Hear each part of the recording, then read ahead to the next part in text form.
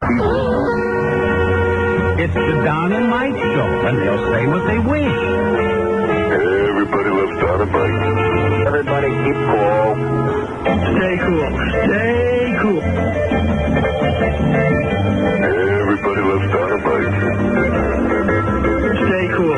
Stay cool. Where else would you rather be than right here, right now?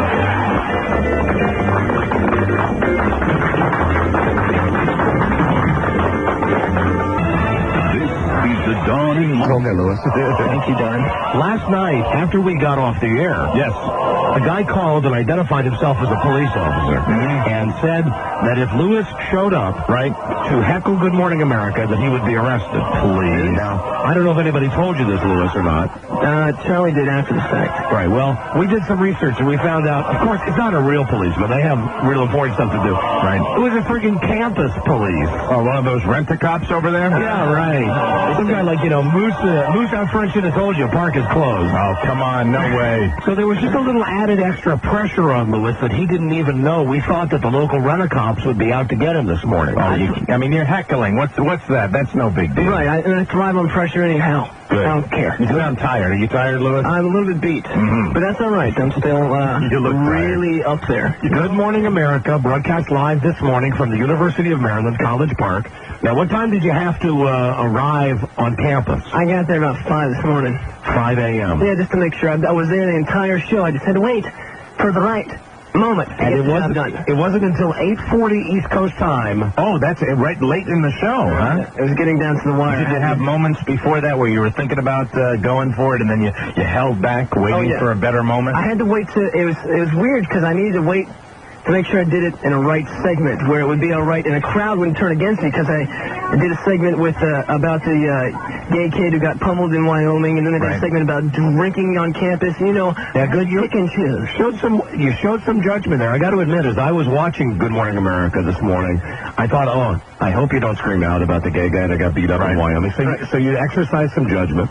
What we're going to do now, we have the audio, but we're going to actually show you the video here. Very good.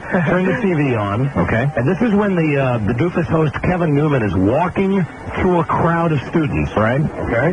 Now, Lewis, we need that microphone over here. Your microphone. Okay. Lewis is bringing the microphone over to the TV so we can get a good look at it. Hey, cool. Spider-Man's on. John, you're a big fan of Fox Kids, aren't you? Yeah, Mike. I know who you are. Spider-Man. TV. I appreciate the rescue, but I'm just a little tired of weird men making unscheduled appearances. I love Spider-Man. He's so cool. What's your favorite cartoon? Who is that? Next to Batman. I like the Batman cartoons the best. I'm embarrassed to say, I think that's his girlfriend. He seemed nice enough at first. His girlfriend, Peter Parker's girlfriend, who doesn't know that in real life he's web slinger. How about Spider-Man? Hey, look at him. He's sitting up there just like a I spider. don't recall him doing that at the time. I don't think this guy's going to give up. You better take this. Hold on. What is There's a tape in there I'm going to already. be around if you need me. Wait a minute. We can see a very low-quality Zenith television almost destroyed there for a second. Where's he judge, Robbie? Oh, there. There it is. What's that, EB something in there? Not red. Oh, okay. Ready? Here we go. Good Morning America. All right, It's coming up back to the commercial? Okay. Sunday, November 1st on ABC. This is a shot of a bunch of college kids brushing their teeth. Good Morning America logo. And they wonder why they're lowly rated. You know, when I went to school, there were men's residences, there were women's residences, and there was one co-ed dorm. But it is now the norm on most college campuses across this country that dormitories are co-educational, except in one state. There's one state that bans...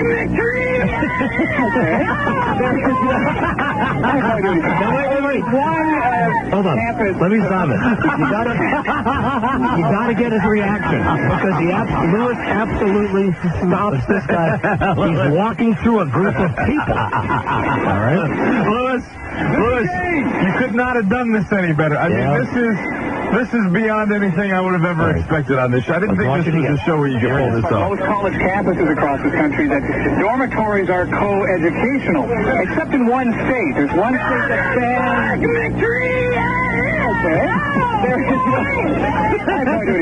Anyway, there's one campus where there are co-educational facilities, or where there are bands. Look at how flustered that nerd is now. Oh, man. This is what he found. All right, now, Lewis, grab the microphone there for a second, please. Oh, Lewis, good job, man. Explain to us everything that happened. Now, you never got on camera, right? Yeah, I saw my head pop out right now. Oh, I didn't see. I might have to watch that. Hard to see with all the other co-eds there. They're kind of thronging around the guy. So you scream out, Don and Mike McCree, and then this guy, Kevin Newman, he stops and his head's on a swivel. It was so loud. It sounded like you had your own microphone. Yeah, much like the Jerry Seinfeld. So you just waited and picked your spot. He must have been right on top of you when you did that. Have you guys seen the movie with Al Pacino when Keanu Reeves, what's it called? The Devil's Advocate. Devil's Own? Right. Oh, Devil's Advocate, right. You know, after he gets out of that trial and he's walking down in Chinatown with Al Pacino, and Al Pacino's like, do I look like the master of the universe? Be the little guy. Be the little guy, right. Be the guy they never expect. That's who I am. Don't let them see you coming. And any live television host that's out there, you better watch out, buddy, because I'm coming after you. Now, nobody that was there figured out who you were, right, before time? Ahead of time? And after the screaming, what happened? Were you? Yeah, what was the reaction? A lot of laughing, a lot of people going, what did you say? What? And a few children were trampled. And then I simply turned about and walked into the field, into the morning sun. All right, hold on. Here's a guy who was there. Yeah, as a matter of fact, this might be the guy that gave us the tip yesterday.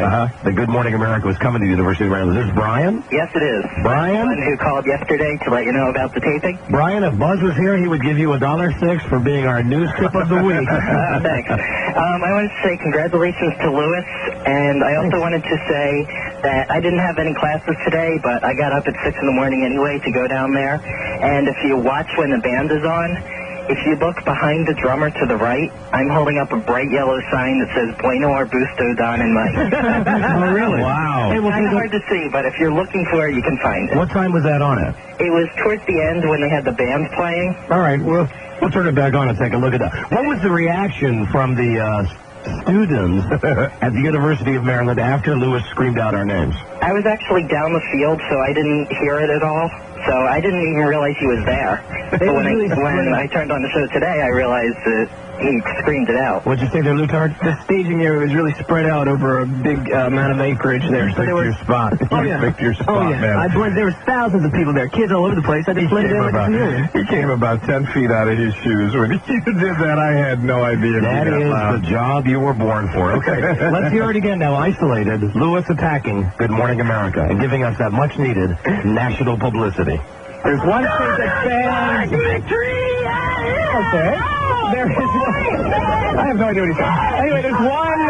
You keep going after that? You keep going a little bit after that? What are you screaming after you said Don and Mike McCree? Doing your usual... Yeah. I think it was Westwood 1, Don and Mike, yeah. Something like that. It's really, and let me describe for you the second before you do something like this. Right. When you know that the camera is broadcasting nationwide. The adrenaline pumping? Actually, it's this weird sense of calm. It really is. And then you're a nut job, man. You are nuts. You're out of your mind. You're a psych job, but that is the perfect job for you. And Lewis, the good news is? What's the good news? You've almost worked your way back into our good graces. Yeah. Way Thank to go. you. Way That's to great go, to hear. Lewis. It's nice to be back. It really is comfortable here. You're still annoying, though, man. You're still annoying. You're butt annoying. But he's less annoying when he pulls something off like that. I am absolutely amazed. It's the first time I saw it. I couldn't believe it. Thank you for the tip, my friend. Okay, you're welcome. Good man. Thank you. All right, let's see if we can see that Bueno Arbusto banner. That's about 10 minutes past where I screamed. All right, Lewis, swing your microphone back up there again. Spider-Man's still on, Don. Because we'll watch the Lewis tape again. Spider-Man's cool. Well, fortunately, I'm taping it on my own at home. So you watch it most of the weekend, right? Now, hold on a second. We just missed Lewis. Let me rewind it here. Okay, this is Kevin Newman walking through the crowd. And take a look at the double take he does when Lewis screams out. You know, when I went to school, there were men's residences, there were women's residences, and there was one co-ed dorm. But it is now the... What'd you say to Lewis? Is that your face, Lewis? Is that you? I don't know. I can't hear you. Hold on a second. All right, so your head comes into the picture when you do it? All right, hold on. We'll take another look then. Oprah Winfrey presents David and Lisa, Sunday, November 1st on ABC.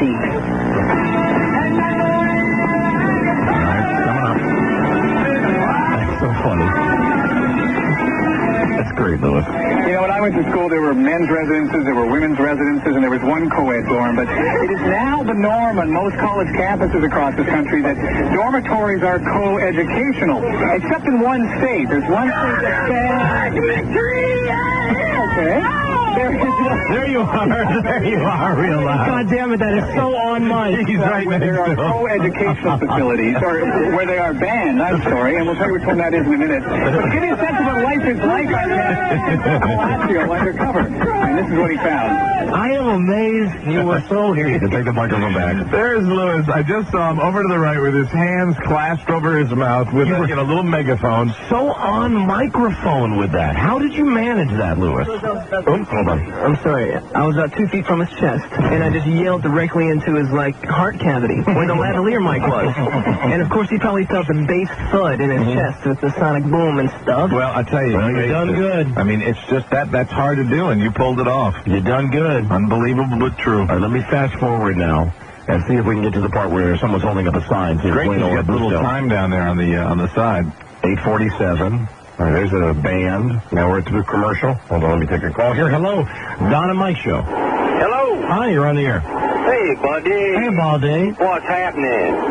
We're just watching the tape of Lewis screaming out our names on national TV. Yeah, I know. Hey, look, I've been trying to get a hold of y'all for 3 weeks. This is Johnny, Lafayette. Yes, Johnny. About 3 weeks ago, I was at Talladega International Speedway, and I know y'all are not NASCAR fans, but I was holding up a 6-foot by 3-foot sign that said Don and Mike Rule. I got a videotape I'm sending you. Well, please do, sir. That's good. Okay. This will be our quest. I just want to let you know that, man. Hey, there's a lot of fans out there, stock car fans that like y'all. More exposure, the better. Thank you very much. Thank you. We do appreciate it. You know what's disheartening, though, is that now this is the second time that Lewis has legibly and audibly screamed out our names during a national television program. That's true, Don. We haven't received the call getting the 3-picture deal. We're waiting, and, maybe it happens, for a 3-picture deal, maybe it has to happen 3 times. Lewis has to do it one more time in a proper area, and, all right, now we're at the band. We got the band. Here's the band playing. I don't see anything. He said it was behind the drummer. Is that a yellow sign right there? There are a bunch of yellow signs. But he said it's right behind the drummer over to the right. All right. Well, it's going to be almost impossible to make it out. Everybody's got signs over there. Trying to see. They're doing the... No, there's a yellow sign right there. Is that it? Hold on, let me go back and freeze it on that. This is not too vain, is it? Freeze framing. Good morning, America. Let's see if we can make out a sign. All right. Yeah. I'll freeze it right there. What does that say? Does that say Donna Mike Bueno? It says, merci, blue, blah, blah. It looks like it does to me, Don. It's almost impossible to make it out, isn't it? Very difficult. I get this to stop pausing. There you go. He said it's right to the right of the drummer, so that would follow. That's where it's That was the supposed to big be. yellow sign. Yeah. See over in that area. All right, well, enough with that. Lewis? It was almost closer there. Oh, really? Oh, you want me? I'll turn it back on. See, it's right there at the right, but he's... Okay, hold on. I'll rewind the tape a little bit. Oh, I see what you meant. I see what you meant. It was really clear. Right there? Yeah. I saw that. You know what? You're right. That might be it. I think it was. Okay, we'll rewind it. Yeah, I didn't quite make it on. You only see the B in Bueno. Yeah. That's it right there. Right there. That's the sign right there. It's a big sign. Bueno? I see the B in Bueno. Now, if we give it a little longer, I don't know if it comes back into the shot. All right, we'll stick with it. All right. We'll stick with it a second. Doing a close-up of the dancers. Where's a wide shot? Oh, there. Oh, there it was. Did you see it? No, I missed it. I missed it again. Oh, all right. Look, there it is. There it is. Oh. He did it. Hold on. Now I'll freeze it. Now we'll definitely be able to see it. There it was. Hold on. Here we go. Oh, man. It was clear as day on there. All right. That's the people dancing. We're going to do another shot here. And hold on. There it is right there. Oh, no, I didn't freeze the second time. Damn it. It says Bueno Arbusto. Hey, they're in the camera line. We might see it again, you know? Up there. There it is. Bueno Arbusto. Hold on. Hold on. That's the best ever, isn't it? Okay. Take a look at that. All right, now it's everything got the close-up of the singer. There it is. There it is right there. Yeah. Bueno Arbusto. Oh, boy. Oh, that's great. All right, one more time. Oh, there's another shot of it. Actually, another shot of it. I was on TV a whole bunch today. Bueno Arbusto, Don and Mike. There it is again. He's got a good spot. You know, that is very noticeable. All that guy has to do is move over to his left a little bit, and that'll come into the shot. There's a shot of a band playing some swing music. All right, now here it's going to come up again. There it is.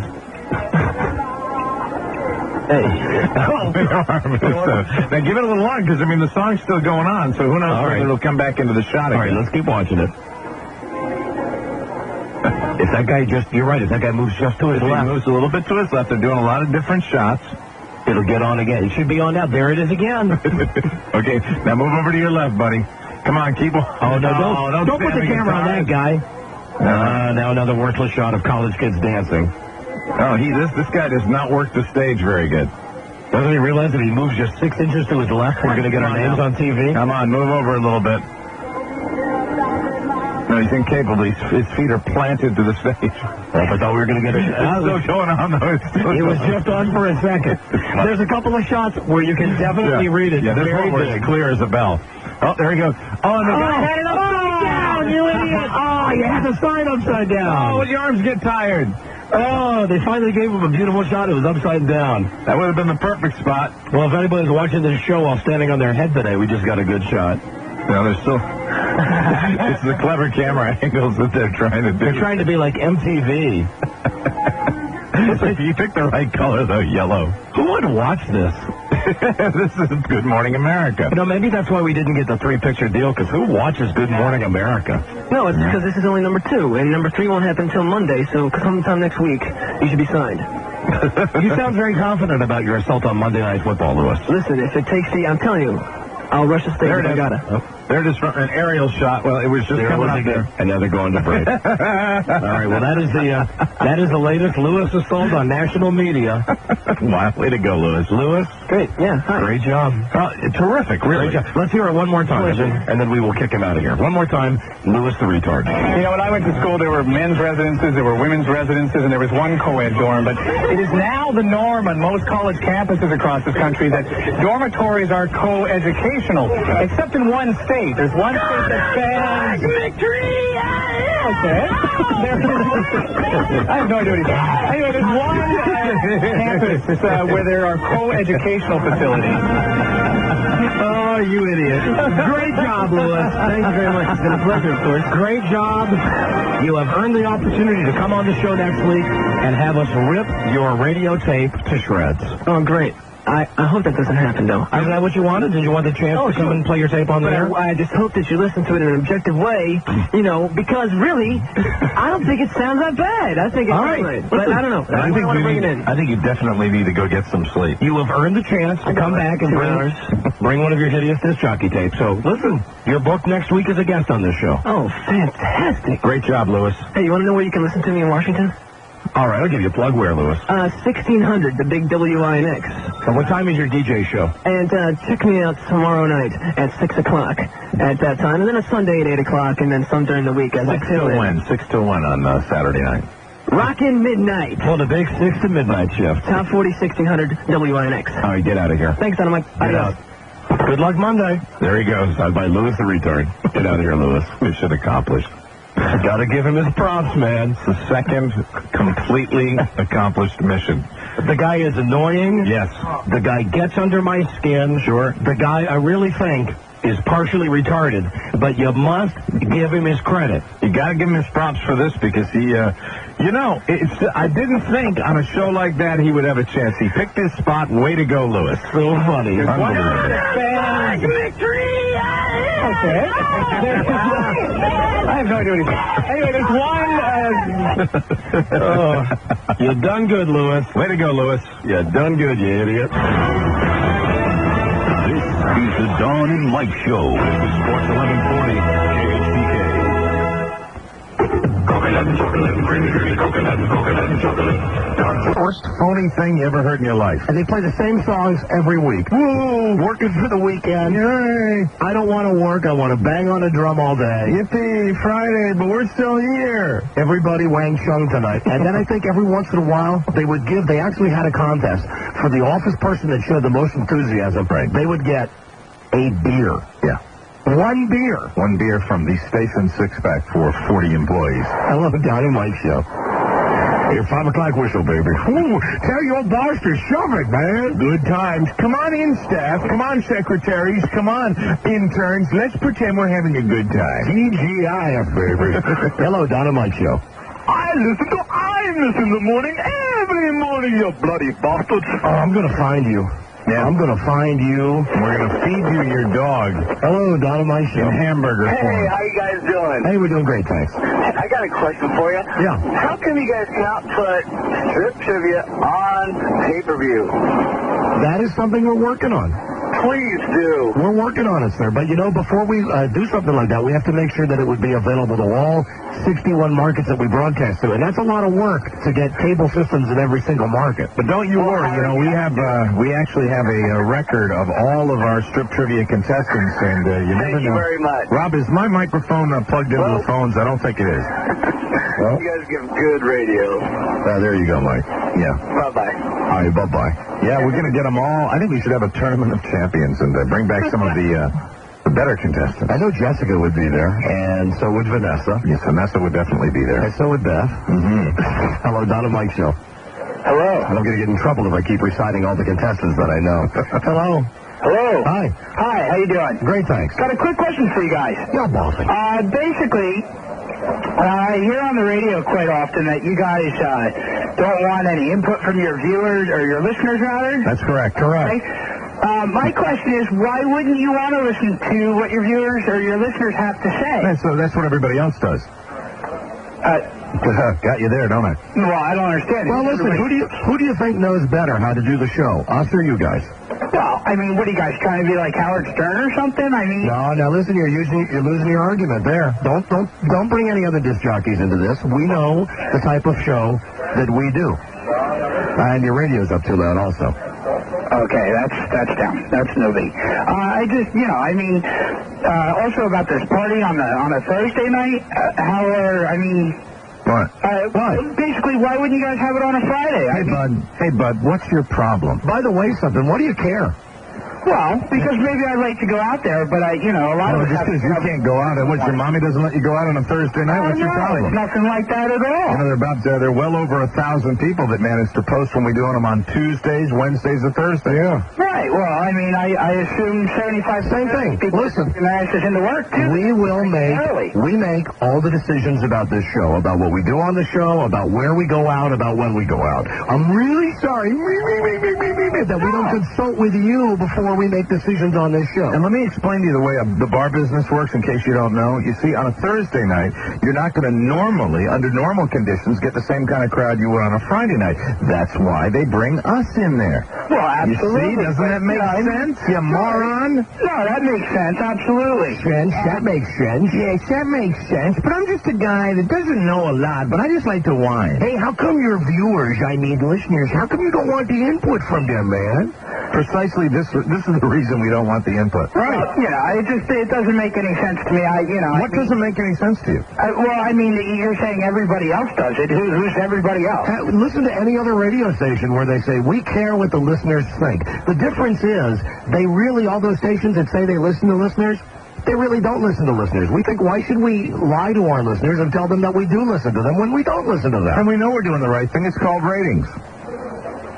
That's our feedback. About your number one, too, but Yeah, we are number one. Would you like to try to dispute that? Well, you're number one in what? Evening drive time? Is that what it is? PM drive, correct. Oh, okay. That would be the only time that we can be number one because that's when this show is on the air, you moron. Yeah, okay. Yeah, well, I'm glad you agree with that. All right. Are you number one at what you do? Absolutely. Really? What do you do? Is there any standard in which you're measured against all others in your field? Sure, absolutely. And what is that? What do you do? I install computer systems for the government. Yeah, no. Loser. And you mean to tell me that of all the computer installers, incidentally, it's a nice happening job. And the award for the #1 computer installer goes to Lester Poindexter. You're the best in the whole country. No, absolutely. All right, then you're the best in Washington, D.C. Is there some documentation of that? Looking in my company's book, and that's all that really. In your company. Well, listen, we do a job every day against not only all the other markets we broadcast to, but just here in D.C., there's 60 different radio stations. 60 different radio stations, and we're #1 out of 60 people, and it's a friggin' fight to be #1. No, I agree with that. I mean, well. Right, so don't you give me a hard time, you idiot. You guys, and I'm not calling to basically, fight with you or whatever. Oh, yes, you are. No. Yes, you are. Morning for Stern, and I never heard of you guys before I moved here to Maryland. And I'll tell you, I listen every day. Of course you do. This is a great show. You guys make me laugh my ass off. Of course we do. Not 100%. I just had a couple questions about it, that's all, because Why should we listen? I appreciate the fact that you listen and you recognize that this show is great. But why should we listen to some idiot like you telling us what to do? No, it's not that we're telling you what to do, but, I mean, in my opinion, just like in a lot of instances, I mean, you would take into consideration what the other people want. No, you wouldn't. First off, it's very subjective. Whatever you like or you don't like, someone else might like or might not like. Sure. And you see, and what I said before, and I wasn't just saying the ratings because we're #1. I was saying the ratings because that is our barometer. That tells us how we're doing. That lets us know if we're on the right track. And we get ratings every single month. So we watch that, and that is how we tell what's going on. All right. We don't base it on when you see a radio station that comes out with a TV commercial, we asked you what you thought. 9 times out of 10, that's the station that's going down the crapper. And no doubt, they're trying to furthermore, get on TV. And furthermore, they don't really listen to what the listeners say. So why should we come up here and blow smoke up all our listeners' asses and go, listen, tell us what you want? No. That's why we have the job, because we know what to do. We know that at the end of a long day, people don't want to hear the same crap every day. They want to just laugh. They want to forget their problems. That's what we do. Good enough, guys. Thank you very much. Right. Go to hell. Friggin' idiot. And the award, we're the finest computer installation for the federal government goes to. Hello, Don and Mike Show. Hey, Bubba. Hey, Bubba. You gotta waste way too much time with that jackass. Oh, listen, that's the only, you know what this is like? This is like dogs urinating on their territory. All right, I'm not giving... That's the only way you shut guys like that down, because they expect that they'll say something. As soon as they say either Howard Stern or Imus, or they say you guys suck, they expect that they're going to be cut off. Right. So we always give them enough rope to hang themselves. We linger. Always. Well, guys, I'm not... Are you on a speakerphone? I am. You want me to pick up the handheld? Yes, please. It's so... I'm so sorry. So unpersonal. No, you're not. Gentlemen, What? you don't care, but I missed something from the show. The Halloween trends you guys used to play. I have one of my own. Listen, you obviously are not listening enough, sir. They're on the show all the time. He was playing his own little tape. Hello, Dynamite Show. Hello, Don and Mike. Hi there. I call it trouble with a capital T. Hello?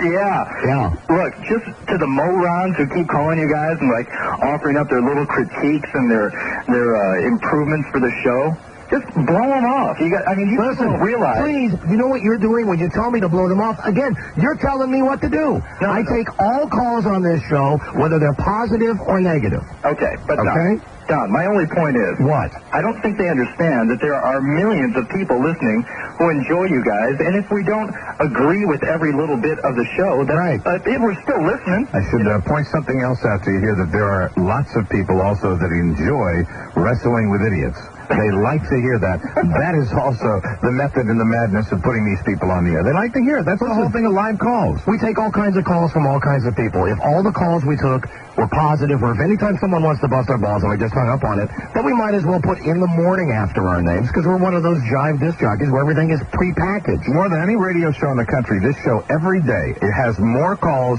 random, spontaneous calls without topic every day on this show. You get that more than anywhere else, and it's something that most people couldn't handle. We handled it on this show. I'm not afraid to be honest with our audience. I'm not afraid to get mad at our audience, because these are all the same emotions that real friggin' people have every day. I give my audience the benefit of the doubt that they are smart enough to know when I'm in a bad mood or Mike's in a bad mood or when we're in a good mood, we're just like anybody else, man. And I think that... And anybody calls to give us crap, they're going to get crap right back. I think that's what makes it so damn compelling. Right. Okay. Good. Great, then. Goodbye. God bless you. Goodbye. Jesus. Hello, Don and Mike Show. Yeah, Don, Mike. Yeah. How you doing? Well, I call it trouble with a capital T. we're doing great. Great. Hey, I just want to give you a shout. Radio God. Okay, thank you, sir. You know, when I said we take more spontaneous calls without a topic, I kind of made the calls sound better than they really are. I shouldn't have done that. Keep killing me. Hello, Don and Mike Show. Hello? Hello there. Hey, Don. Hey, Mike. Hey, buddy. Hey, I just want to tell all those jackasses that are telling you how to do your show. Okay, If you don't listen. like it, go to Russia. Okay, listen. Here's something else, though. When everybody calls in to say that they don't like all those jackasses, that's as bad as the jackasses calling.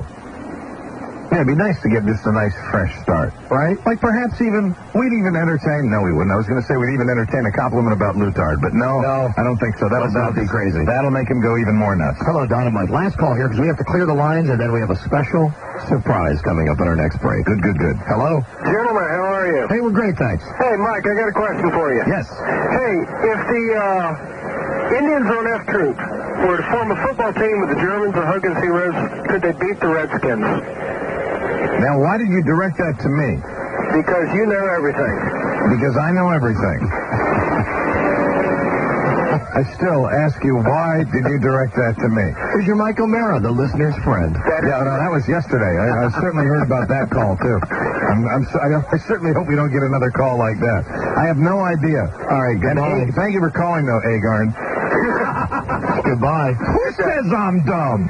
Listen, anybody has questions like this, just please call Mike in the office. This is the Don and Mike Show. I'm great. How are you doing? Hey, we're doing great. We're calling to speak to a representative of Mr. Tom Hanks, if we could. We've got a wonderful idea for Tom Hanks. Hold on. Thank you. Tom Hanks' agent. Where is he from? Our agent. Elvis office? Yes, hello. Hello? Ma'am, hey, lady. Mm-hmm. Hi, listen, my name is Don, and this is my friend Mike. We're doing a national radio show right now. How do you do? Hi there. Hi, and we were calling to inquire if we could speak to one of Tom Hanks' agents. Okay, his agent's actually at lunch right now. Lunch. yeah, we've got a wonderful idea for Tom Hanks. Maybe you could jot this down. Okay. We watched Tom on the People's Choice Awards last night. Mm-hmm. And gotta be honest, this whole thing with him and, please give your money to the memorial for WW2, wears a little thin when it's a guy who makes $50 million a movie asking other people to give their money. So we had an idea that it would be really neat if Tom Hanks could bankroll the project and just maybe cut a check for $20-25 million just to finance the whole project himself. And that way, when he gets an award, he could just come out and say thank you instead of coming out and lecturing us and preaching to us about how we should call the toll-free number to donate money. Because unlike Tom, we have to work for a living. So we thought we'd call and make that suggestion. So could you pass that along to him? Oh, I'll do just that. Okay, could you read that back to me, please? That Mr. Hanks, instead of preaching to those, should go ahead and sir, if you'd like to fax this to us, I can forward it to him that way. Well, usually, when they always get messages, and if you just, took a And detailed any message for Mr. Hanks, I need to get in writing. And right, why that? He's just a man. As we all are just a humans, man, but that's unfortunately the way that we have to do things here. Doesn't that sound a bit pretentious to you? That it has to be in writing. I would think you were taking the message at first. You mean if his mom called and said, "Hey, listen, this is his mom." If his mother called through his office here, yes, it would have to be in writing. So his mother would have to send a fax. Yes, but his mother wouldn't call us here. His wife? Same thing. Have to be in writing? Yes, it would. Oh, that would tick her off, I would say. Who sets that up, Tom or you guys? That is per the instructions of Mr. Hanks. Then why do you have telephones? Why don't you just sit at a fax machine all day? Well, you know what? If you'd like to fax me with that request, I will make sure that gets through to those Denise. Great. This is everything that's wrong with the world right now. Oh, God. Everything that's wrong with the world is happening right now in this telephone call. Unbelievable. Listen, if you could just take a second just to write down. It doesn't even have, you don't have to put our names Sir, on I it. really can't do that. If you need to speak with anyone else, I can get you in touch with someone. Just write anonymously, Tom. Yeah, maybe you could make like a Post-it note. You know, like, I'm sure if you need to speak with someone else, or if you'd like to further... Yeah, I'd like to speak to somebody else. Get you in touch with our public relations. I tell you what, put me through to PR. That's fine. Okay, This would be a good PR move. Oh, I thought that went well. Nurse Ballbreaker there. Another friend I'd like to point out she was taking the message until the message was delivered, and then that's when it became necessary to send it in writing. I'm going to call back. My next call will be Tom Hanks' mother. Hello? Hello, is Tom there in writing? How dare you? Yes, we'd love to have Santa Claus stay with us. This is Mrs. Hanks. Is my son Thomas there? I don't know how to run the fax machine. I don't even own one. Just give him the message, dear girl. Please, you'd make his mother run all the way downtown to a fax machine. So I have to, Tom, this is Mother Gump. I have to go to Kinko's Copies. All I wanted to do was tell him I'm sending him some lovely cookies. Please make sure he gets them. Now, this lady. Yeah, now we're in Never Neverland. She just put us on Hi, how can I help you? Hello. Hey, is this the PR department? It sure is. Hey, hi, public relations. This is Don and Mike. We're doing a national radio show right now on the Westwood One Network. How do you do? We were given to you by Tom Hanks' agent. Right. Because we had a little thought here for Tom. Okay. Maybe you could take the note. We watched him on the People's Choice Awards last night. Love him. Super job. Super actor. Thought it was a great speech, but we had a thought that might be a little more effective for what he wants to get done. Okay. Well, you know what? I can refer this interest to his publicist, because that's actually who would handle it. It wouldn't actually be us. We don't actually do the publicity for Tom. Well, maybe you could just take a note. Okay. Maybe you could just take a Tell me note. what you're thinking, and I will... Yeah. Great. That's terrific. And that's all we need somebody over there to do. Here's the thought. You know, Tom has millions of dollars, makes millions of dollars for every movie. During his acceptance speech last night, he gave out a number. Asked everybody to donate for the World War II Memorial and, gave the number out. And we thought of an idea that might be a little more effective for getting that job done. How about if Tom just pays for it himself? We figure $25 million. That would build a real good one. From design to architecture to construction to getting the land, everything. $25 million, and that way when he wins an award, he could just come out and say thank you instead of like putting the hit on people for money when he's got more money than all of us put together. And we figure, that's just a ballpark, $25 million. It could be even 10, 15, who knows? But I'm sure $25 million would make a good one. Okay. My wife got a nice gazebo for about $1,500 in our backyard. I mean, if he really wanted to cheap it out, right? Get it done real quick. But he's got the dough. You don't want to make it out of wood. You want it to be made out of, it'd be a money rock memorial. I think it'd be money metal, Mike. Money metal. Make it out of metal. There you go. But either way, he's got the money. And we figured it'd be real. It'd save all the time about processing people's donations, and they'd probably be able to put it up, inside of 4 months. And plus, being as you're a publicist or you work for his agent, you could definitely get into this. Talk about your good publicity, right? Fantastic PR. Tom Hanks donates all the money himself. Memorial built inside of 4 months. Can you imagine that? Mm-hmm. Be great. Okay. And see, that way when he's on the award show then, he could just come out and say, thank you, everybody, for paying $7 to see me in movies where all I do is read lines that other people write for me. Thank you for affording me. Very nice. Thank you for affording me this fantastic lifestyle. Thank you, Joe and Josephine Public. And then the memorial's built. We don't, have the 800 number given, and everybody's happy. Okay. All right. All right. And I'm sure he gets some kind of plaque there saying, they put a plaque up for him. Movie star Tom Hanks paid for this. We can't guarantee that, but I'm sure the people that were associated with that, if they got, $25 million from Tom Hanks, they'd want to put up a plaque. Hey, listen, the other thing is, if you'd please tell him that his mom called, and his mom is really pissed because she called the other number, and the lady told her she had to send a fax. Oh, no. Said everything has to be submitted in writing, even if it comes from his mother. And we thought that was awful. What if she's got, cookies she wants to give him? And if he puts up a fuss, she's telling I'm sure even the money he made on a movie like Joe versus the Volcano would probably pay for this. Sure. When we say $25 million, we're talking for the Cadillac of memorials, right? All right? And you take the money from that thing you do. Oh, that'd be a lot of money. That wasn't a huge money maker for him, right? I mean, that was more of a pet project, more of an ego thing to prove that he could be a director and everything. Royalties from bosom buddies? Turner and Hooch. Mm-hmm. Right there. Turner and Hooch could pay for your Vietnam and WW2 memorial. Take a little money from the money pit? Well, that's a very, very interesting look at it. Oh, you're very nice. You're very nice to say that. You're welcome. I mean, maybe definitely the person that you would want to be speaking to, though, is his publicist. Well, if you could just circulate that and make sure it gets to, the right people at CAA. Okay, did you want to give me some of your information that I could give to his publicist? Yes, we work for CYA. As opposed to CAA. Yes, listen, my name is Don, and this is my friend Mike, and we have a national radio show on the Westwood One Network.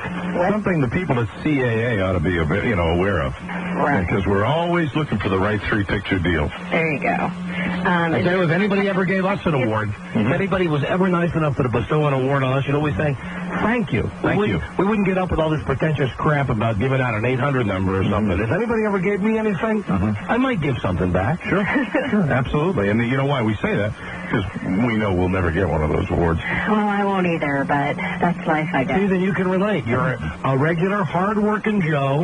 You don't make $50 million a film, do you? Oh, sure I do. Do you guys have a number where you can be reached at by his publicist? Yes, 1-800.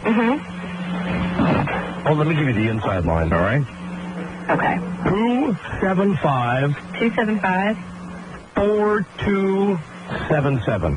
4277. And what's the station? I have Westwood One. That's all I've written. We're on 60-some stations across the country. Okay. Westwood One Radio Network. Okay, I will pass this message along. And you've been very, very nice. You're very nice. Oh, thank you. Much more than all those other phonies we talked to there. Thank you. Thank you very much. You got it. Thank you. Bye-bye. Bye-bye. There you go. And I kind of think that message just went right into the trash can.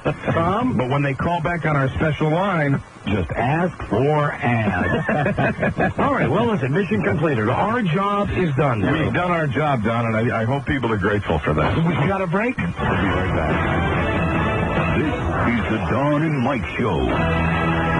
Yeah, right. I'm no different than he is. Not like you're in the bedroom, the pink bedroom with the flowers on the sheet and the dark pink phone, and passing that along. And the people really want the people that exploit this are the people that were around Elvis and talk about it, and people are fascinated by this, and that's why we read these things. I just think it's so effing hypocritical that a guy would write a book like this, a book that's not a kiss-ass book, a book that, let's be honest, he's doing publicity on Dateline, he's on the Today Show, he's on CBS This Morning, because he's written a book about Elvis masturbating, about Elvis making a mess in his pants, about Elvis not being able to control his bowels.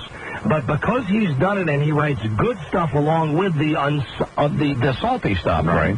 He thinks he's on a higher standard than the rest of us are. So then the guy starts saying, I think also when we're reading a story about flashbulbs in the pool and, about shutting down a movie theater so you can have people going out, and we're laughing about that, that's the good, fun stuff, too. It's not all, there's balance here, believe it or not.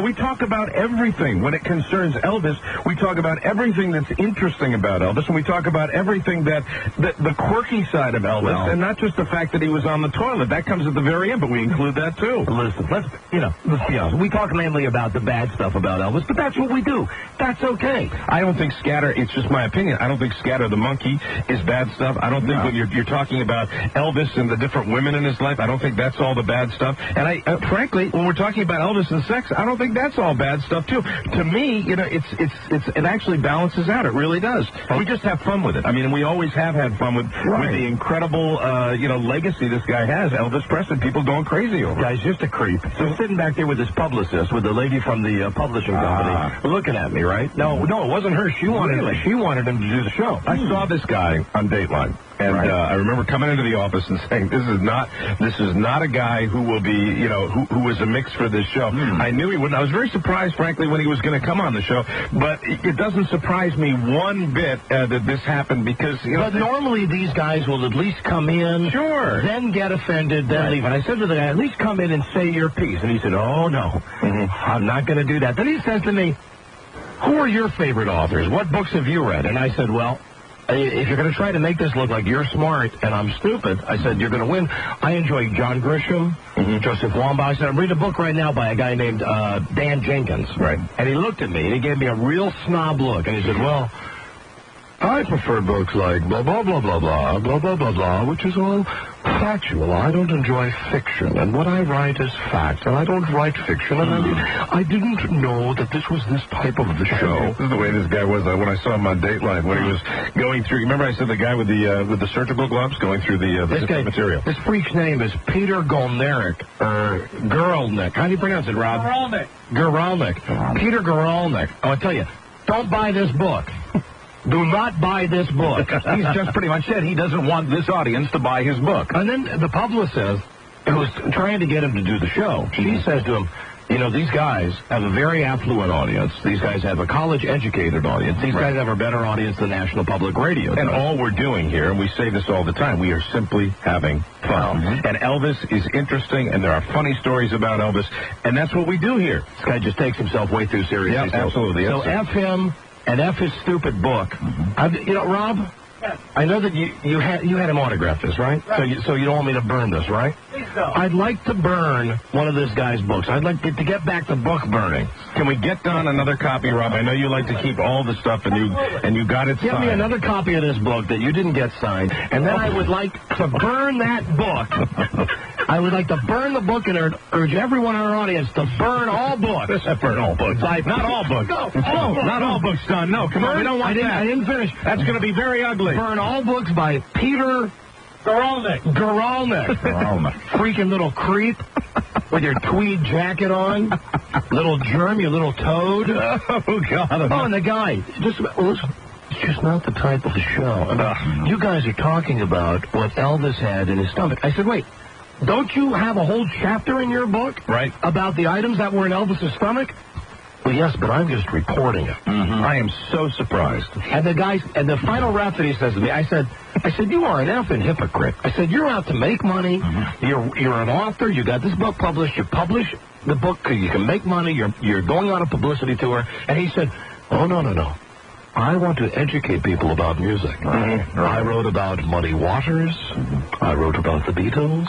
You know, meanwhile, the guy's sitting there in Armani suit. I mean, the guy's well-dressed. You know, it's obvious this guy, he's not out there on a soup kitchen line because he's a struggling author. Sure. Fighting for his art. Right. This is the guy, Oh, there it goes. I just threw the book across the room. Oh, it pisses me off. At least if you're going to stiff us, be man enough to come in this studio. And I said to him, me and Mike will give you ample time to say whatever you want to say about why you don't want to come on the show. You know, and frankly, I wouldn't think if you would come on the show that it would have been something where we've had the Memphis Mafia on, and we kind of get on their case because we do fall into the category of thinking that Elvis surrounded himself with a lot of hangers-on, and it goes in that direction, and they get mad at us. But an author that's writing, a book about Elvis Presley, I didn't think it would be a problem, but I'll tell you one thing I thought. I didn't think it would be very interesting because he's just not the kind of guy that would be a lot of fun on this show. Well, listen, the bottom line is, you know, the guy's an author. He has a book that's been published by a major publisher. He made a commitment. They called us. Sure. To have him on this show. Right. You know, it's the responsibility of the people around him to let him know the kind of show we do. They flew him into town on their dime so he could appear on our show. The guy shows up. The very least you can do as a professional is to come in here and say why you don't want to be on the show. Not sit out there like a little boy and go, well, I'm not going to do it. It's just not my type of show. Yeah, really. Yeah. F you, Poindexter. Absolutely. F you. You're no John Grisham. You hear me? You piece of garbage. You bastard. You yellow bastard. You're raping Elvis Presley. At least I'm honest about it that I raped Elvis Presley. You don't rape Elvis Presley. Oh, sure I do, Mike. No, so do you. No. Everybody rapes Elvis. It's fun to rape Elvis. Oh, God. Oh, Christ, I just hate a guy like that. You know, the book, the thing is, he's written one book that was about Elvis before he got famous. Right. So that's like old sugar and spice and everything nice. And he thinks because he wrote that, now he can write a book about the not-so-nice side of Elvis. Sure, right. But because he's a serious journalist. You know what I mean? He's somehow on a higher, loftier plane than you and me, and he can't lower himself to come on the show. Oh, why'd you go pet Elvis's feet? Rub Elvis's feet. Freak in the pink bedroom. You freak. You're a losing author, man. Really, you suck.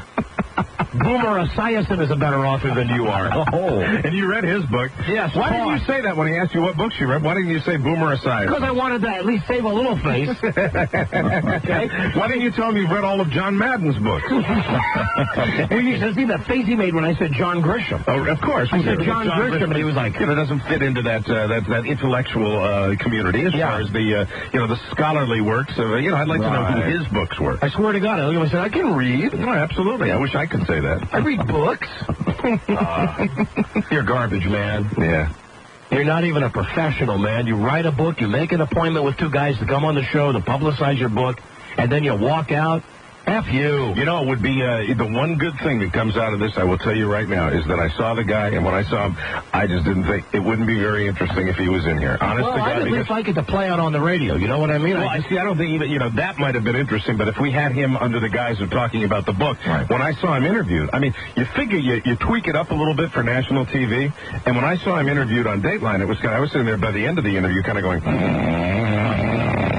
so, I mean, on here, he probably would have even less. And I'm sure he didn't have a lot of energy when he was talking. Oh, no, he's a Poindexter. He's very boring. But listen, the point is, the guy's got no great morals. I'm looking through the book right now, and I'm seeing, he's written about Elvis hallucinating. He's written about Elvis and guns. Well, Don, you should point out that's other people that said that. He's writing about Elvis's colon problems. He just decided to put pen to paper and print it. Yeah, right. Elvis's love of machine guns, badass Elvis, Elvis dies, Elvis's autopsy. Oh, listen, he wrote for 5 pages about Elvis's bowels, about how his large intestine was clogged with fecal matter. His sluggish large intestine. And how many segments did he sit through before he finally decided at the last second to get up and walk? That would be 2, Buzz. 2. Wow. Yes, 2. What does Tim McWilliams want? Tim, what do you want? Hey, Don, you used the wrong tactic there, buddy. A couple of buddies of mine from the old neighborhood would have had him in there through 2 stops. You know what I'm saying? Well, Tim is advocating, I believe, some sort of physical activity. No. Dragging him in here against his own will. No, Tim, listen, that's Lawsuit City. You dragged some Poindexter author in here. Couldn't do it, Tim. Too soft to sell, Don. That's all I'm saying. Oh, all right. Thank you. See you next time. Thanks for your input. All right. Give our best to Sammy the Bull Gravano. There he is. Tim McWilliams. One of the car guys. Absolutely. I almost forgot. It's time for caller 100 now. And just remember, in the words of Tim McWilliams, $4,000 doesn't even get you in the lobby. Hello, Don and Mike Show. Yes, hello. Oh, that guy's a son of a bitch. That's got to make you very mad. Oh, it does. It really does. I mean, the guy was here. He was here. He's waiting to go on. In the green room, right, sitting back there, and then he gets a stick up his ass and decides, well, he's too good to come on this show. Boo. He's too good. You're not too good to write about Elvis's impacted colon. Right. In there. Hello? Yeah. Hey, what do you want? Oh, it's caller 100. Hello. Hi. Hello? Hello, friend. Who is this, please? This is Steve from Worcester. Steve, Worcester, Massachusetts. What station are you listening on, sir? WORC. Beautiful. You are caller 100. Can you please tell us? And this is another thing he was very offended about, that we would do a contest about the items in Elvis's stomach. Well, people love contests, huh? Can you please tell us the items in Elvis's stomach at the time of his death? And incidentally, I should point out, the items on this list, these are facts. Yes, we're just reading someone else's list, Mike. Someone else's list of facts, factual information. Yes, could we have that list, please? He had codeine in high concentration. Yes. Morphine. Right. Quaalude. Yeah. Valium. Yes, sir. Valmin. Right. Placidol. Yes. Amatol. You pronounced that correctly, Buzz? Yes, good enough. Nembutal. Right. Demerol. Yeah. Insignitab. Hey, bravo! That's it. Big winner. You're caller 100. We got the list. So here you go. You want a container of mint snuff pouches. Oh, boy. Wow. I bet the author doesn't like the fact that we're giving those away either. I don't know why, I just bet he doesn't like it. It's a perfect alternative to chewing tobacco and cigarettes. Call 1-800-EAT-MINT, but wait, there's more. The cornucopia of gifts doesn't end there. You've also qualified to go with us to the Super Bowl at Super Bowl XXX-XIX in Miami. The trip, if you win, it includes airfare, rental car, hotel room, and 2 great seats. So the Super Bowl, and you get to be on our Super Bowl show live from Miami. It's going to be great.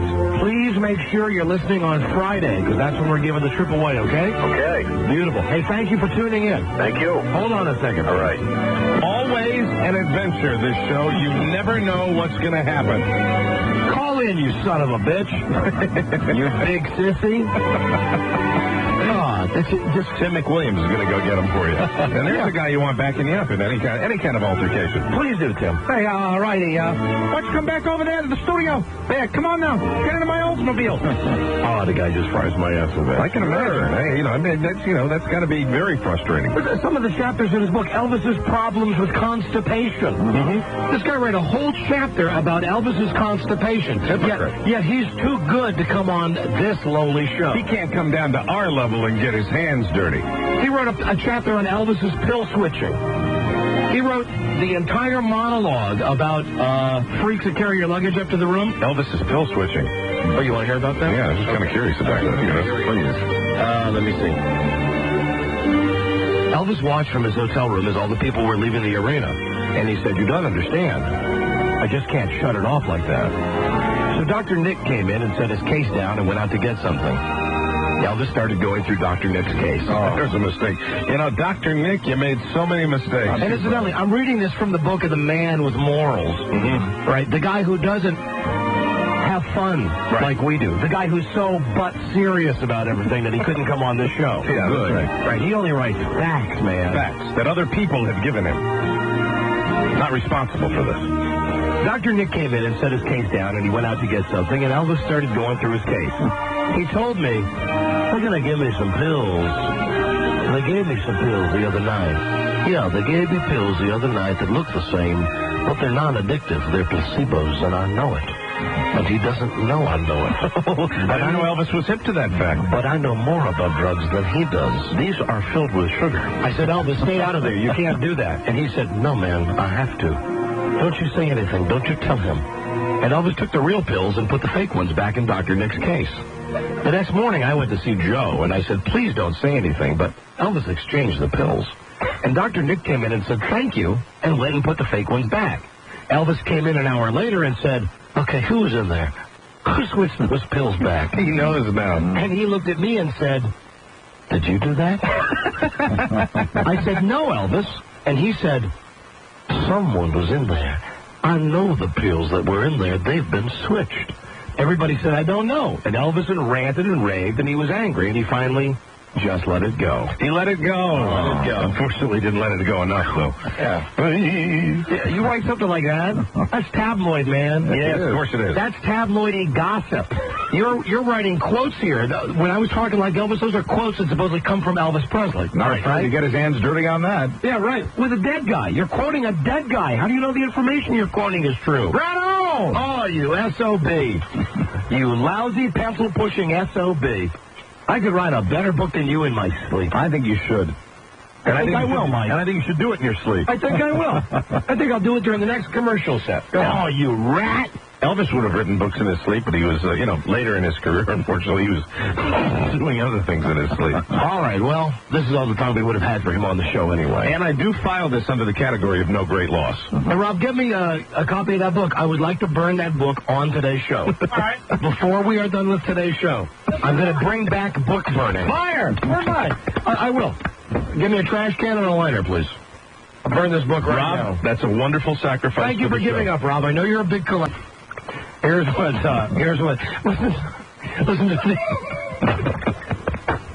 listen to what he wrote to Rob, and look at the handwriting this guy's got. For Rob, with best wishes from a fellow fan of the music, Peter Gerlinick. Gerlinick, get it? Gerlinick. Girl Allnick. Girl Allnick. Girl Allnick. Fan of the music. You don't write about Elvis's music. No.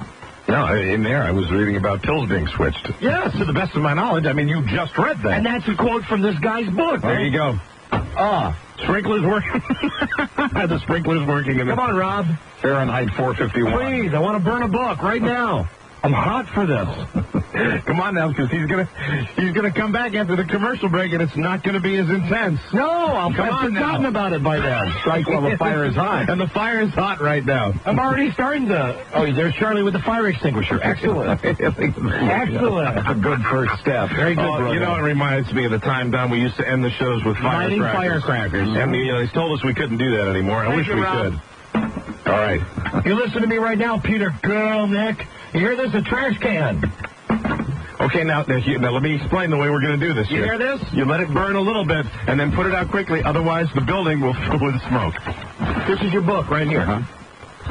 This is a big lighter. You hear that? Here I am. It's burning your book. You start at page 1. Safely. Safely, yes. This is a control. We urge people not to do this at home. This is a controlled environment. What you want to do is get like a high school gymnasium, or rather out by a parking lot by a high school football field. Yes, or in the middle of a field, a deserted field. That's where you want to burn this guy's books. Or a radio station. Here in the studio, we're doing it over a plastic trash can. Now, I'm burning it right now. There you go. It's caught. Look, isn't that a beautiful sight, Mike? Ow. Okay. That is a beautiful sight. You might want to put that on the ground, Don. Almost ready for the fire extinguisher. Okay. It's not that smoky in here yet. All right. We'll puff of smoke at the beginning and then just flame. Right. And Don is going to put out the fire in a moment. Ready? All right. Book burning. Get back a little distance. Hold on. Hold on. Let's enjoy this book burning. Yeah, I mean, there's not all that much smoke in here, and you can just kind of let it linger a little bit. Oh, that's a good book burning, man. It's a lovely smell. Ready, boys? Yeah. Here we go. There it is.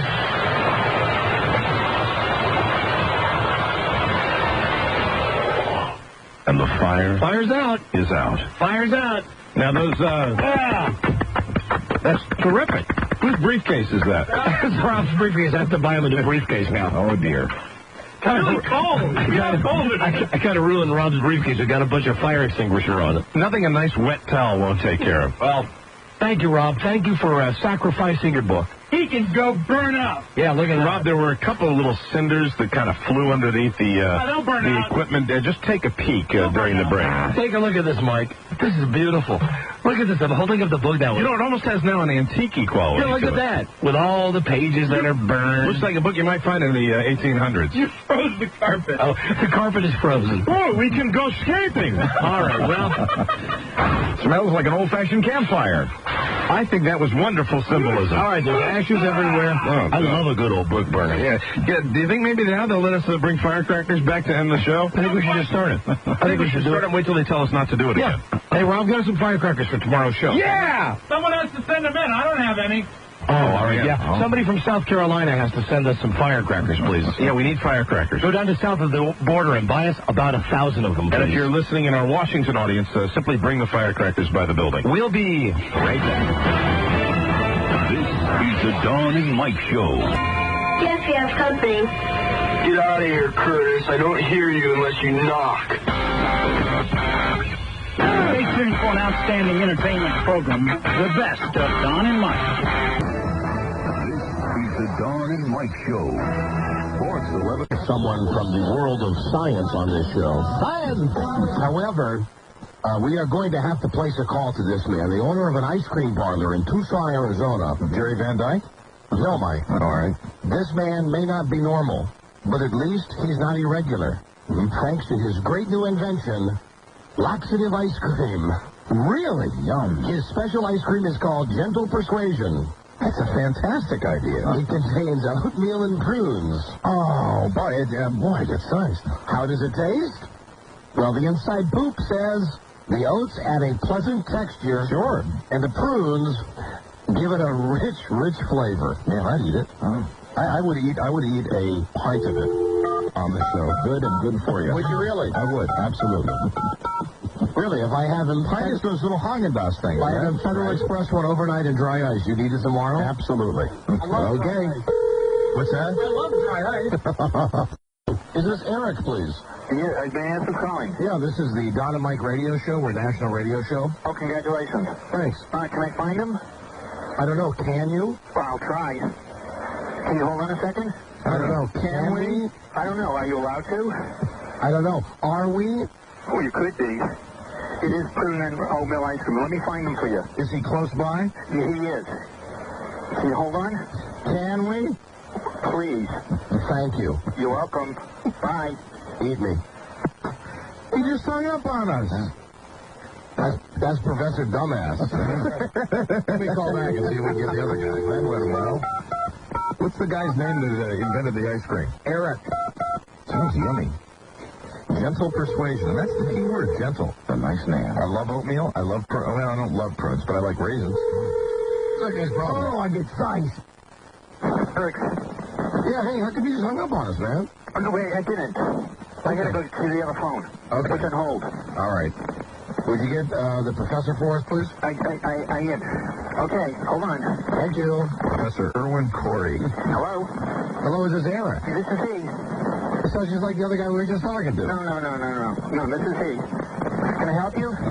Did you do one of those things where you just switched hands with the phone and you were the guy we were talking to? Unfortunately, I'm my own answering machine. Yeah, I figured as much. So it was you the whole time?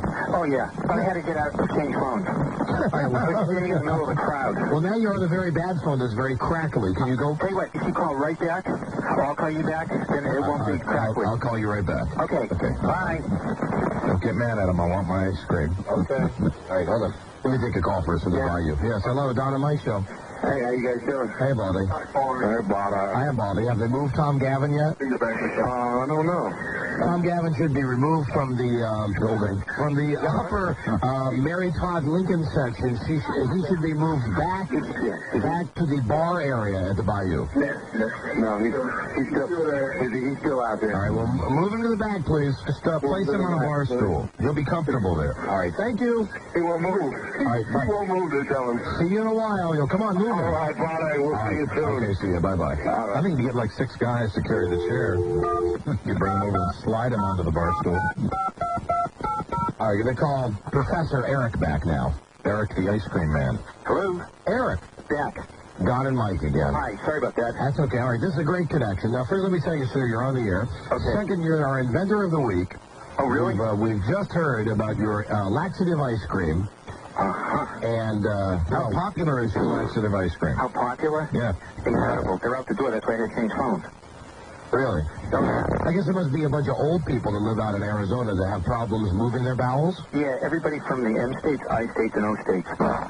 And you're selling a lot of this ice cream? Unbelievable. What's in it? Oatmeal and prunes. That's it? That's basically it. What's that, vanilla ice cream base? No. It actually tastes just like an oatmeal cookie. Now, would you sell this to the oldsters that come in like in ice cream cones or between waffle cakes? Would you Sundays? Well, yeah, would you make a laxative sundae? Oh yeah. What do you put on top of a laxative sundae? We put cherries. Cherries, lots of fuzz, Mike. We even had to come up with what was known as a paperless bathroom. A what? Well, we had so many people in here that we came up with what was known as a paperless bathroom. How could that possibly be? Well, what we did is we put a computer in it, so people would never be far from work. And so we gave the true meaning to computer dump. Oh, I understand, but you do have toilet paper in the bathroom, though.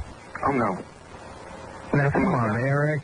Oh, come on, You're very difficult to talk to. Come on, Professor. We just wanted to ask you about your laxative ice cream invention. Okay, go ahead.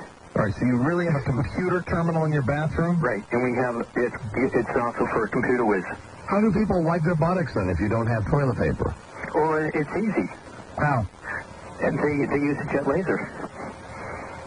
Oh, come on, is this a goof story? No, it's a real story. Is your ice cream real? What? Is your ice cream real? It is absolutely real. What is the name of your business? Eric's Ice Cream. I mean, I have a gift certificate sitting on Mars. It's sitting what? On Mars. On Mars? The planet Mars? On the planet Mars. That's where you get your gift certificates? That's where I sent one. You sent one, huh? Why would you send a gift certificate to Mars? Well, in case anybody wanted ice cream, they could come back and claim it. It went up on the Pathfinder. I just lost my appetite for the E. coli ice cream. All right, thank you. Good. Thank you, Eric. It's been prescribed by many doctors. What? Okay. Prescribed by doctors. Listen, that's what I think of you, okay? We'll see you later. Hey, guys. Yeah. It's been a pleasure. Yeah, you take care of yourself, Eric. All right, bye. Okay, bye-bye. All right, everybody. He'll be in agony if he keeps trying to wipe himself with a laptop. No, he's a jet laser. Oh, jet laser. Hey, I'm going to Mars. Good reason.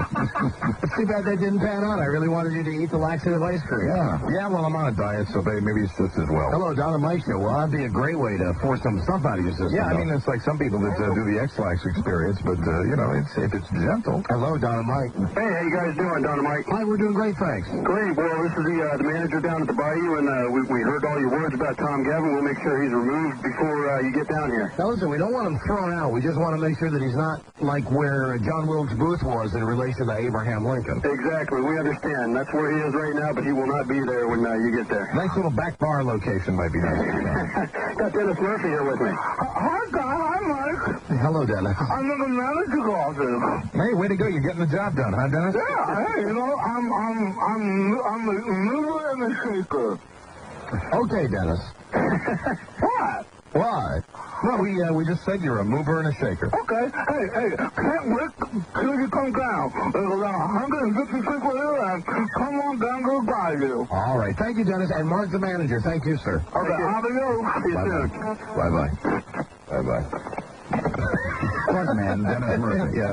He's our advanced man. It's a new role for him, and it makes me all oogie. Me too. That's why I got conspicuously silent there for a minute. Just as kind of weird, you know, Dennis sitting in the manager's office. Hi! No green M&Ms. They're doing all the Van Halen stuff for us. He's the manager. Hello, Don and Mike Show. Hi, Don. Yeah. It's me. Hi, buddy. Hey, Baldy. I used to live in Tucson, Arizona, and there is an Eric's ice cream there. He was a very strange man. He is a very strange man. My wife used to work for him. Really? A teenager. Really? Do you have any stories about old Eric? No, it wasn't that long a tenure, but he is a strange man. Okay, thank you. Bye-bye. Rob and I are just laughing at the way Christine spelled Tucson. How did she spell Tucson? T-U-T-S-O-N. Tucson. Tucson, Ohio. Or rather, Tucson, Arizona. Arizona. Well, it's a Tucson, Christine. Drop dead delicious. Christine Turner. Hello, Don and Mike Show. Hi, buddy. Hey, buddy. Now, I've followed the show for maybe a year or two. In fact, I went to Sacramento, about a 3-hour drive, a couple Halloween, in fact, and I love the personality. That's what makes the show so great, or the lack of personalities in some people. But I just don't know the story of Tom Gavin. I don't know if he's some kind of invalid or... He is a monster. That's all you need to know about Tom Gavin. He is a modern-day monster. Okay? So where did he come from? I don't know. That's a good question. You don't know. He came from the belly of a monster. How am I supposed to know? He was born in a vat of Eric's ice cream. Hello, Don and Mike Show. Hey, buddy. Hey, I'd like to bend you over the kitchen sink and have him away with you if I could. Which individual would you be speaking to, sir? Don. What was that? Let me hear the offer again, please. I'd like to bend you over the kitchen sink and have him away with you. You'd like to bend me over and what? Have him away with you. Have your way with me? Yeah, give you a little third input. He wants to have sex with you, Don. Sure. Why don't you give me your phone number and I'll call you back? 666-6666. Okay, you know what? Let me just, 702 Yeah. 69. Okay, oh, I got just enough there. There you go. Thanks. This number I'll call your mommy back later tonight. hang up now. And tell her that her son would like to have anal sex with America's favorite disc jockey. There you go. She'll be very proud. See how you I like take that. it you were irritated at that call. That you didn't consider it a call of love. No, it was not a true offer of homosexual sex, Mike. It was a young man simply trying to work me. And not work me the right way. Now, there was a serious offer, mind you. That'd be a different story. Well, then perhaps I would consider his offer. Yes, it was that young way he had of speaking. If it was an older guy calling, I really would like to bend you over the kitchen sink. That's it, you know. Flip a coin, but you know. Hello, Don and Mike Show. Hey, how are Mike's feet today? My feet? Yes. My feet are wonderful today.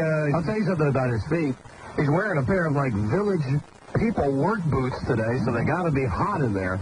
No, actually, they're very cool because my feet do not perspire, as we discussed earlier on the show.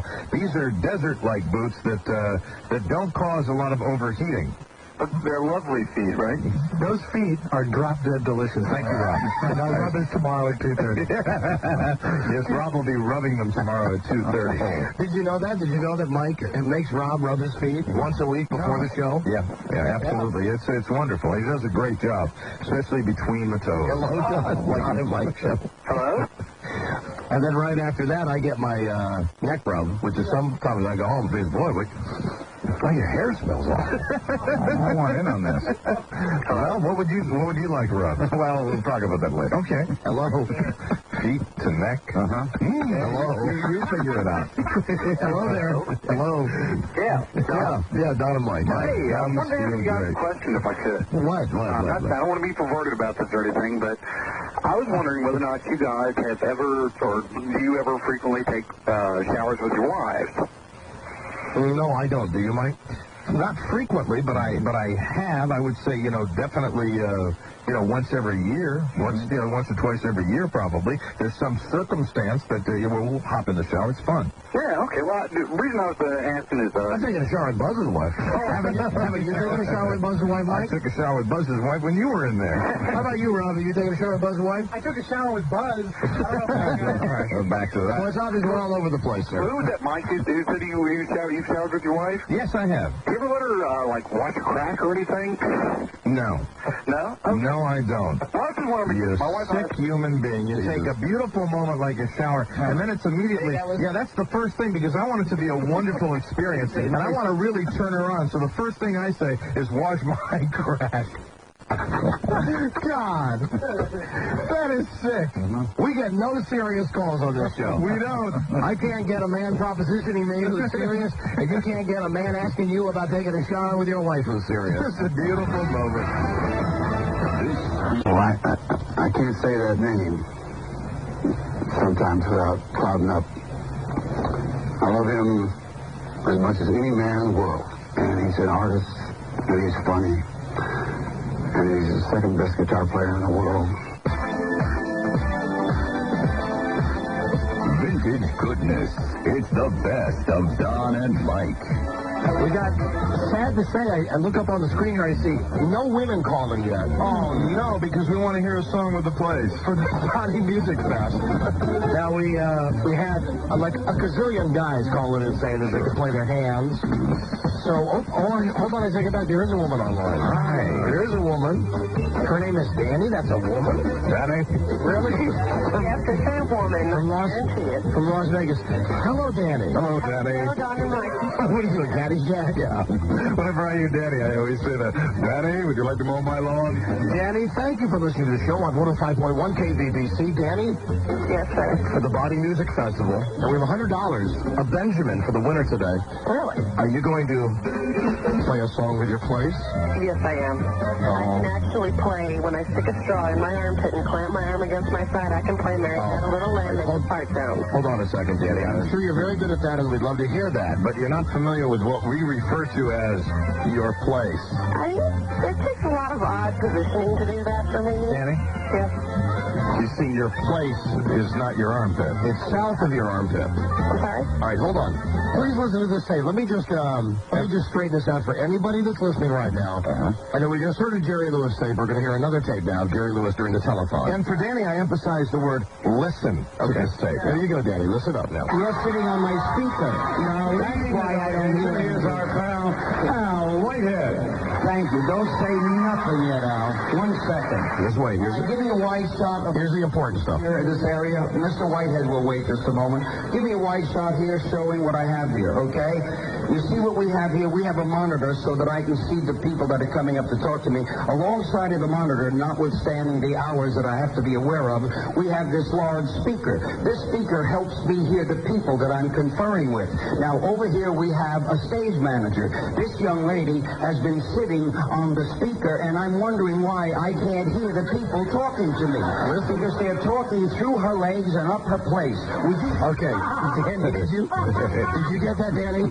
Yes, I got that. So they're talking through her legs and up her place. So when we said, we were hoping you could play a song with your place, we weren't I can't play a song with that place, but I can also play Mary Had a Little Lamb underneath my breath. Okay. Well, that's terrific. That's a good place also. That's great. You can play Mary Had a Little Lamb underneath your breast? Yes.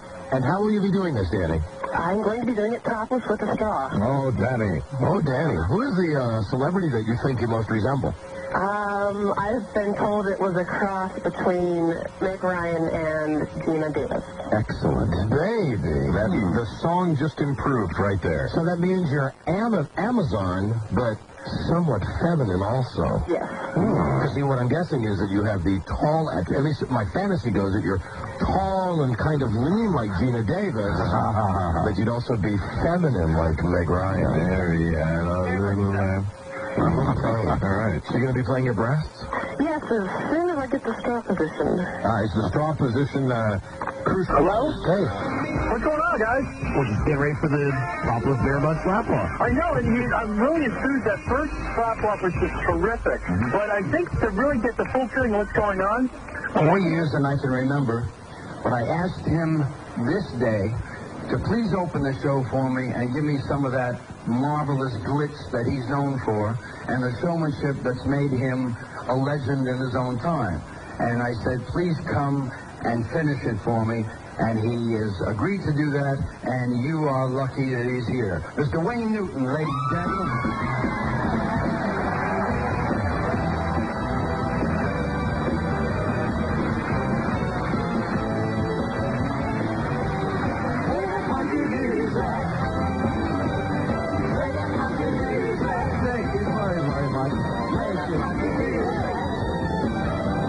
Thank you. I've been watching. Not only did I have the pleasure of being asked to open the telethon, but I've been watching it most of the night, except when I was on stage myself at the stands.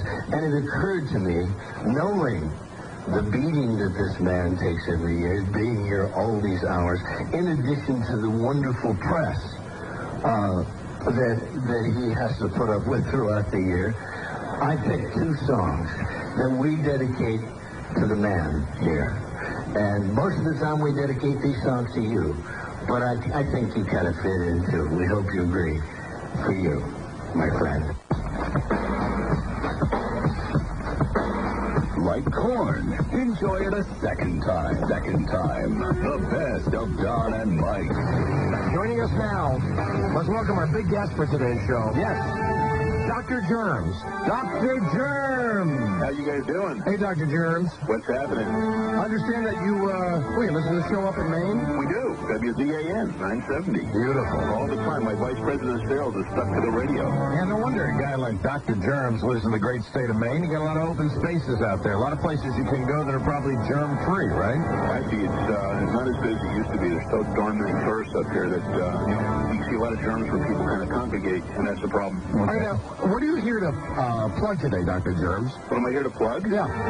Well, we want to talk a little bit about why people get sick. And we were talking about the theater seats, You ever been on those nasty theater seats? Oh, man, yeah. That's what we want to talk about. Right. Let's talk about that. Movie theater nightmares. Okay, here's what your press release said. I think I've heard of your work before, aren't movie theater seats the foulest things known to mankind? Isn't that like the worst gathering place for germs that anyone can, go to? It's pretty nasty, but it's not as nasty as doorknobs in bathrooms, so we can talk about that. Those public restroom doorknobs, Now, let's just talk about movie theaters. Well, we'll talk about the movie theaters. Because everybody goes, I think people know that if you go to a bathroom, you're going to get a bunch of gross germs there.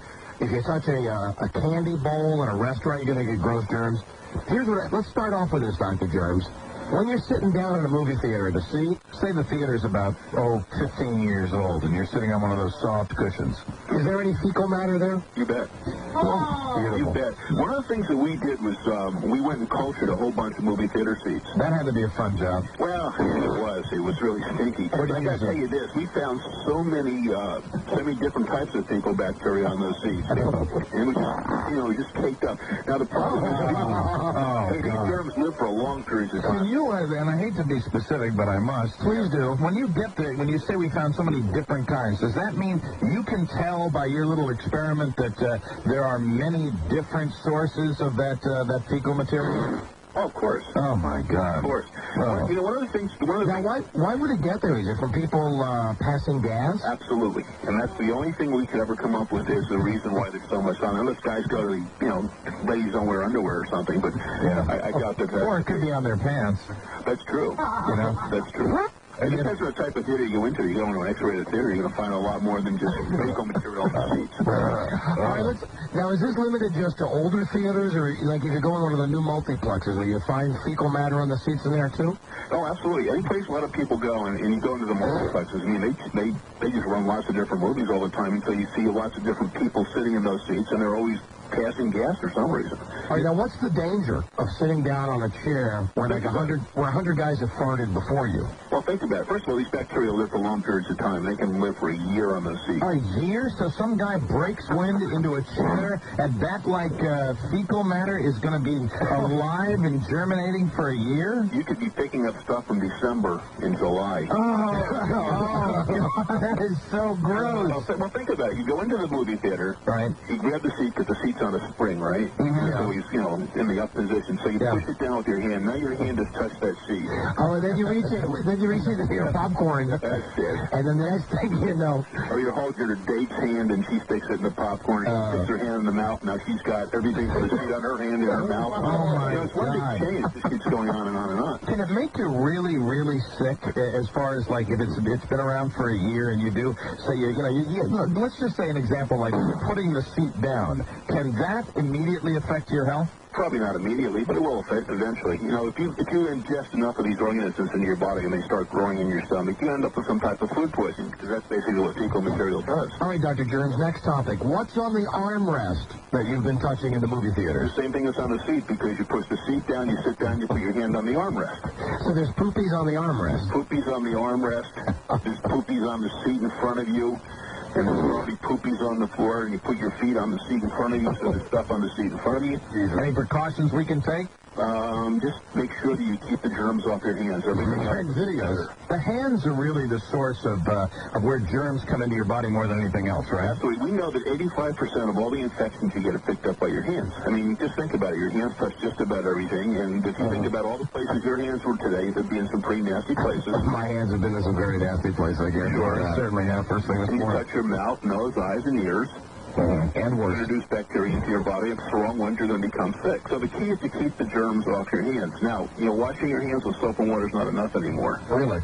Because we used to be able to use antibiotics as a way to cure a lot of infections, but so many germs are now resistant to antibiotics that we have to be careful that we don't pick up these infections because we may not be able to be treated. So you need the antibacterial soap. Well, you want to know something? The stuff you buy in the store? Yeah. Dial, soft soap, all those guys. They contain an active ingredient called triclosan, and they've just recently discovered that many organisms are resistant to the triclosan because it's such a poor antibacterial. Oh, my God. All right, next question. Wait, I want to buy, is there anything we can buy that's safe? I never thought you'd ask. All right. Well, actually, we worked on a system a number of years ago called the microsand system. And the microsand system was designed to do two things. It was to kill bacteria and viruses very, very quickly. And number two, give you some long-term protection so that any of the things that you picked up... Come on, what's the answer, Dr. Germs? You bore me when you're not talking about poopies. Well, think of it this way. You have the microsand system on your hands, the soap and the lotion. You do it before breakfast, lunch, and dinner. You can touch all the poopies you want, and all that stuff will die in your hands. That's why you're here, isn't it? Before you get a chance to infect yourself. So is that what he's selling? Is that what you're selling? You have the microsand system. That's what I asked you right up front what you were selling. You said really nothing. I know. But I try to, I don't like to be commercial.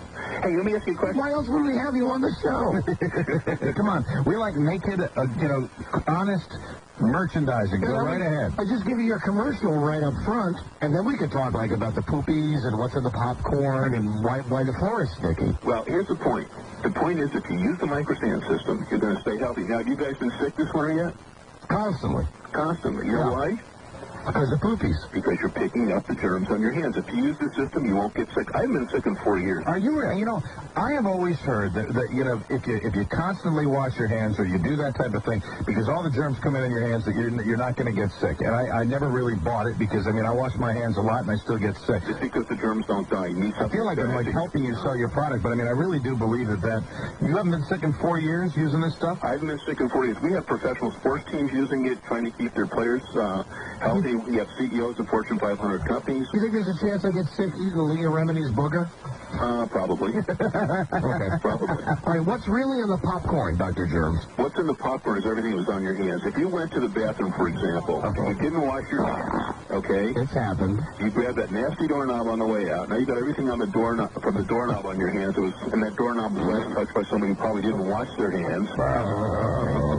Now you come out and you stick your hand in the popcorn, now you got everything that's on your hands in that popcorn. You're getting nauseous. And if you're a guy, you were probably sitting there in front of the urinal getting all the splashback on your hands. All right? Yeah. So now you got splashback in your popcorn. And it's not like your own splashback. No, it could be a lot of other splashbacks, and you don't know how good that splashback was. I mean, how clean it was. Well, let's figure. Who's got a good splashback? Nobody, right? Actually, Bill Clinton probably doesn't have a good splashback. And the big long urinals are even more dangerous, you know. What's up, guys? They probably are. They probably. How about the ladies? The ladies have to sit and figure out whether or not they're going to sit or hover on those seats. Yeah, most of them sit, I think, probably, right? They No, actually, most of them, I've done a survey, most of them hover. Most of them hover above the toilet. Absolutely, because if you don't hover, what happens is you pick up things on the seat left behind by the hovers who have terrible aim. Oh, God. Okay, and finally, why is the floor so sticky, Dr. Germs? The floor is so sticky because people drop soda pop on it, I guess. Now, when you're in like one of those airport bathrooms, which really, to me, are some of the worst bathrooms, I go in there and I just roll up a big ball of toilet paper and I clean the toilet seat, but then I don't put the little sanitation thing down. Am I doing myself any good at all? Probably not. You should put a layer of toilet paper down just to be careful you don't slide off somehow. I just don't care. Actually, that's why I don't wash. If I go to the bathroom anywhere, I'll eat anything anybody gives me. I'm constantly licking my fingers. Have you been on an airplane lately? Scratching up. Constantly on airplanes. I'm going to tell you something. If you want to get sick, get on an airplane. And by the way, don't use the pillows and the blankets on airplanes. Oh, why? Because they never clean them. They actually never clean them. Oh, that is so gross. I'll never do that. If you talk to... By the way, I got to tell you a funny story. I was flying from Los Angeles to California with my wife. We're in the middle of the country somewhere, and my wife's also a microbiologist, and we're sitting there, and I put down my tray table. She says to me, Bob, I wonder what's growing on that tray table. So I took out my little culture kit, which I always do. And I cultured the tray table, and we found tuberculosis on that tray table. Oh, my God! So, you know, it's there. Somebody before me had an active case of tuberculosis and was coughing into their hands. And even if they give you like a blanket that's in one of those little plastic bags. Yeah, they don't clean them though. They just put them back in the plastic bag. That is amazing. You know, and it makes sense too when you think about the air travel. What do? One plane, you know, they disembark and then they get on, and 5 minutes later they bring a bunch of other people. They never disinfect them. They never. All right. Other things you should watch out for. You should be careful. Like for example, the candy by the cash register. Yeah. Don't ever eat the candies. All right, Dr. Germs, thank you again. What are you plugging? What's your soap? Well, the microsand system. I'm going to give you my 800 number for those people that like to have some more information or order the system. It's 1-800-310 and the word germ, G-E-R-M, or 1-800-310-4376. We have lots of infection control products. Send us some free samples. We desperately need it here. I will. You got to watch out for the overnight guy. Those guys are really nasty. And the weekenders. Thank you, Dr. Germs. Thanks, Don and Mike. Thank you. Bye-bye. Man. All right. It was funny about the movie theaters when they started talking about airplanes. I mean, how many times I've gotten off airplanes so many times and gotten sick on airplanes. Yeah, well, you had to know that that's just a place for germs to store. Just when he put it, you know, crystallized and they get together. Tuberculosis on the tray. Hey, did you see that commercial during the football game yesterday for the germs? With George C. Scott. Oh, that's a great commercial. Unbelievable that they, you know, wasn't he the guy? Didn't he like turn down an Academy Award or something like that? That was Marlon Brando. All right, I think George C. Scott didn't. He might have turned one down also. But it kind of indicated to me, you know, when I see a guy doing a commercial like that, he needs money. Money time, you know. George C. Scott, like wearing the Snoopy and the Red Baron pilot glasses. Jump on the remote.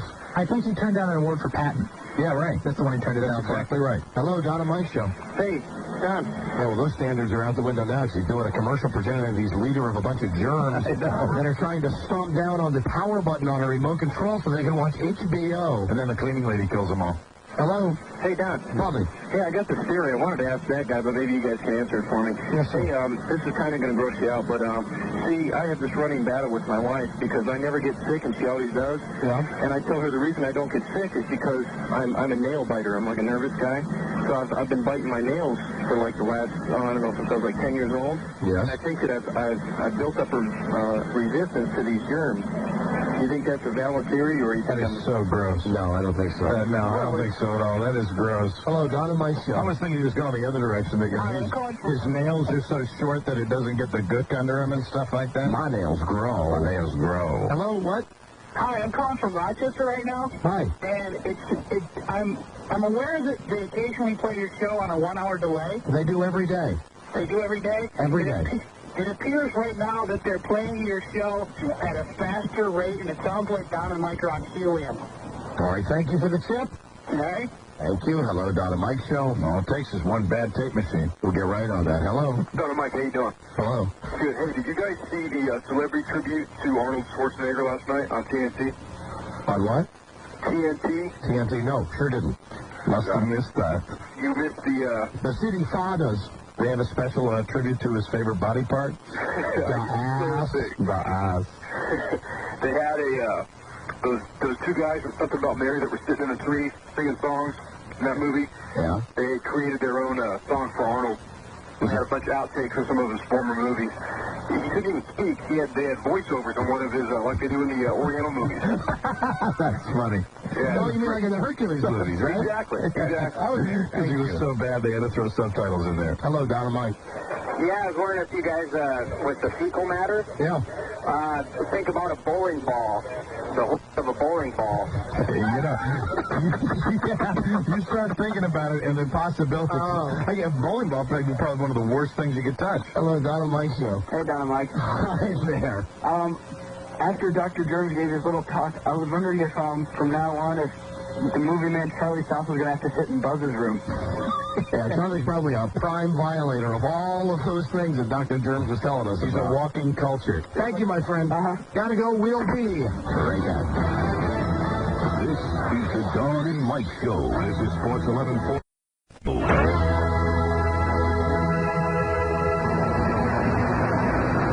To escape the city is on, and motorists race to beat the tangle of traffic found around the Bay Bridge at the start of every Memorial Day weekend. Oh, it's okay until you hit this stinking bridge. 8 lanes and you still gotta wait. Toll booths look like starting lines as city residents make their way towards sun and surf. Some motorists say heading out a little early paid off. Usually in Annapolis, you can't get through there after about 4 o'clock. So we thought if we hit a little earlier, we'd make it without getting too much traffic. It looks okay. And local radio personalities Don and Mike sent an emissary to provide motorists with a little entertainment. Look at me, I'm Robbie. Happy Memorial Day, man.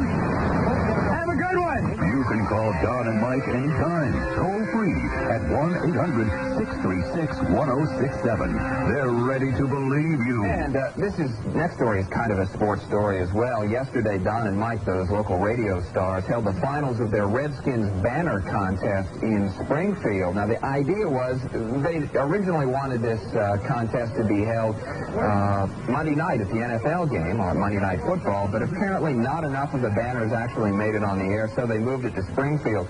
The winner turned out to be a guy who had a 65-foot banner displayed from a crane, and for his work, he won $1,000. In fact, everybody who showed up with a banner wound up getting $50. Did we see the banner? We never saw the banner. As it turns out, we never get to see the banner, so, wow. Well, we get to see Don and Mike. A lot of Don and Mike. Somebody once told me the world is... They put testicles on Bob Barker's wrist. Right, Don and Mike. Sure did. Just remembered something. You know, the one thing I forgot to tell you about Las Vegas, you know who I saw doing the weather on the tube out there? Who? Do you remember that guy, Mark Pfister? Pfister's forecast? Pfister in Vegas. Mark Pfister, the local weather guy out in Las Vegas. We always had predicted big things for him. Big things on his name. You know, Pfister, I hardly know her. Yeah, it was like P-H-I-S, it would say Pfister's P-H forecast P-H. They never thought about the science. You know, Pfister, sure, right. Pfister, we just forecast. You know, Pfister, right. Pfister. You know what I mean, Pfister. What I mean? Hello. Hello. Hello, Don and Mike Show. Hey, Don and Mike. Hey, Baldy. I'm down here in Ocean City, Maryland. Yes. We miss you guys down here. Can't pick you up too good. We pick you up on the 1300.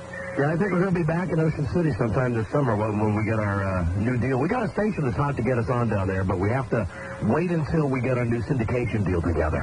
Great deal. So you guys think you might do a live broadcast down here this year? I don't know. Why don't you just worry about getting the show back on a radio station down there? First things first. I've been calling around. Okay, well, thank you. We appreciate it. Thank you. Thank you. Bye. Thank you. Hello, Don and Mike Show. Hey, I want to talk to Don and Mike. I want to figure out Who won? Was it Jesse Ventura or the Landon boys? That's a good question, Buzz. I have the answer. Oh, I thought it was going to be Buzz's first chance today to say, I don't know. No. All right, Buzz, in the ratings war on Sunday night. Won't come out till Sunday? Of course, we all... What? They won't come out till Sunday, did you say? No, the ratings war that was on Sunday night. Right. Why don't you just listen? Okay. I'll start in the middle.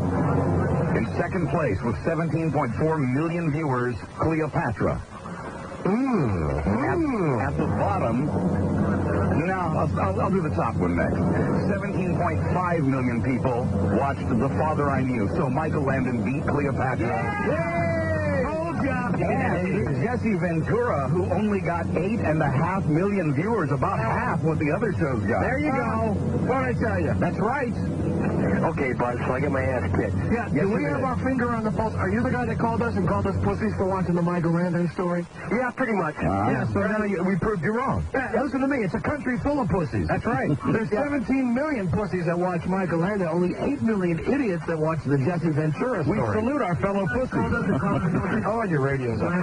Moron. Yeah, these are wrestling fans. Thank you for the info, Buzz. Certainly. Thank you. Tip into Buzz Burbank, Esquire. It's nice to know. Sometimes it's nice to know when you long time on one of those pathetic TV movies that everybody else is watching it with you. Oh, come on. That wasn't going out on a limb. That was a great show. Michael Landon being an awful father, screwing around on his wife. I think, you look for John Schneider to get the Emmy Award for that.